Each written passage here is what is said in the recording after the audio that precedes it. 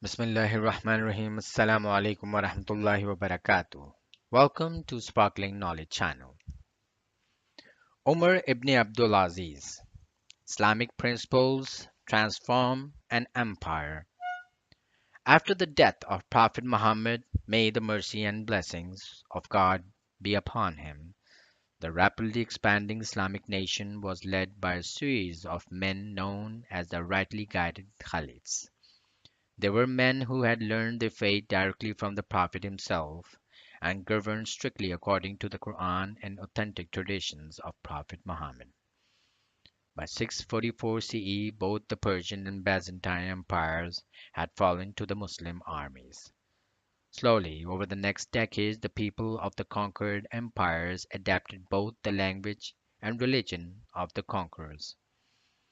At the time, the character of Muslim leaders were changing.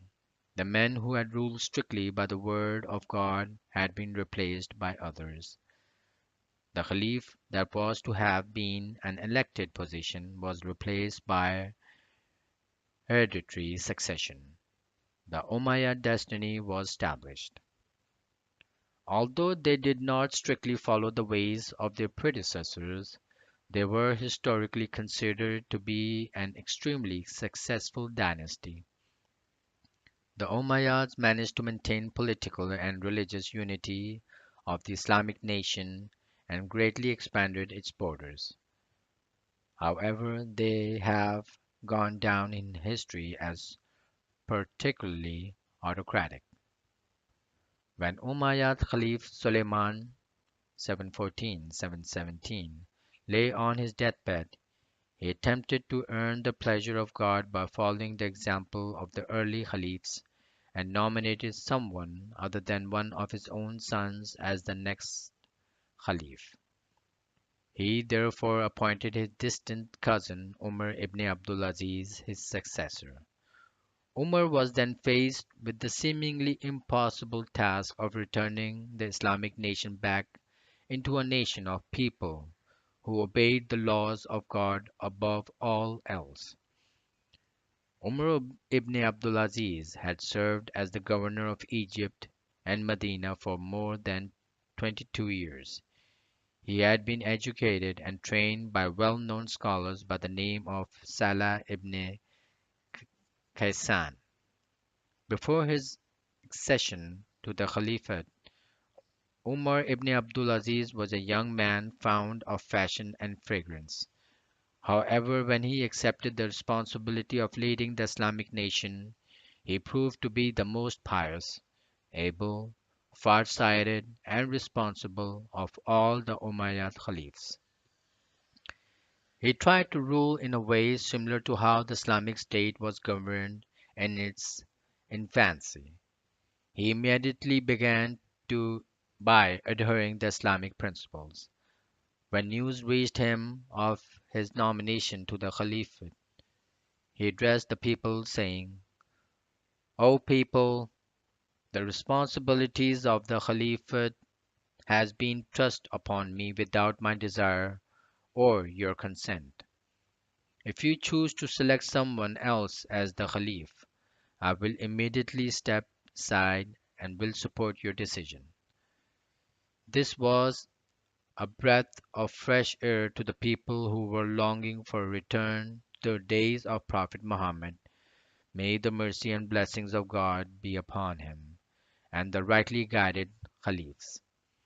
Umar ibn Abdul Aziz was unanimously elected. Umar immediately discarded his extravagant lifestyle and tried to emulate Prophet Muhammad and his closest companions. One of his first actions was to return the lavish estates and palaces owned by the members of the Umayyad dynasty to the public state. When previously there was no answer, answerability to the people, Omar re-established accountability and abolished the corrupt practices by which the government officials had become rich, powerful, and abusive. The people responded with an enthusiastic support. and overall productivity throughout the Islamic State increased. Renowned Islamic scholar Ibn Khatir records that because of the reforms undertaken by Omar, the annual revenue from Persia alone increased from 28 million dirhams to 124 million dirhams. Umar continued to follow the example set by Prophet Muhammad and set and sent missionaries to China and Tibet, inviting their rulers to accept Islam. It was during this time the religion of Islam became to be accepted by large segments of the populations of Persia and Egypt. When the once corrupt officials complained that because of conversions the revenue of the state had declined, Umar wrote back saying he had accepted the Khalifa to invite people to Islam and not to become a tax collector. Umar used his position to uphold the rights and responsibilities that are inherent in the Quran and the life and the teachings of Prophet Muhammad. The infusion of non-Arabs into the fold of Islam shifted the center of the Islamic State from Medina and Damascus to Persia and Egypt. Umar made large and astonishing changes to the way the Islamic State was run. His strict adherence to Islamic principles even allowed him to offer stipends to teachers, whilst encouraging education for men, women, and children.